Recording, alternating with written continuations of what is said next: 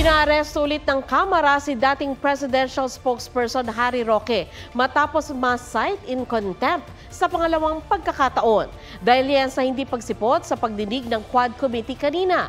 Paulit-ulit din umanong tumatanggi si Roque na magsumite ng mga dokumento kaugnay ng kanyang assets. Sabi naman ni Roque, kukwestiyonin niya sa korte ang aniyay panunupil ng Kamara. Samantala, sinabi naman ni dating Davao Penal Colony Warden, Corrections Senior Superintendent Gerardo Padilla na nakausap niya umano si dating Pangulong Rodrigo Duterte matapos mapatay ng ibang inmates ang tatlong Chinese drug lords. Matatanda ang sinabi ni Padilla sa nakaraang pagdinig na sinabihan siya ni retired Police Lieutenant Colonel Royina Garma na huwag makialam sa operasyon laban sa tatlong Chinese inmates. Itinanggi ni Garma ang akusasyon.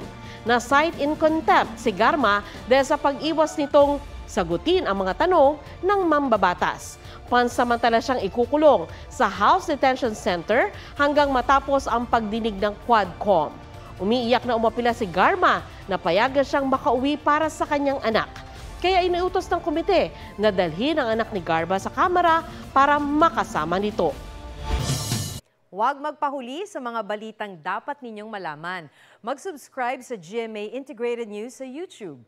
Sa mga kapuso abroad, subaybayan nyo kami sa GMA Pinoy TV at sa www.gmanews.tv.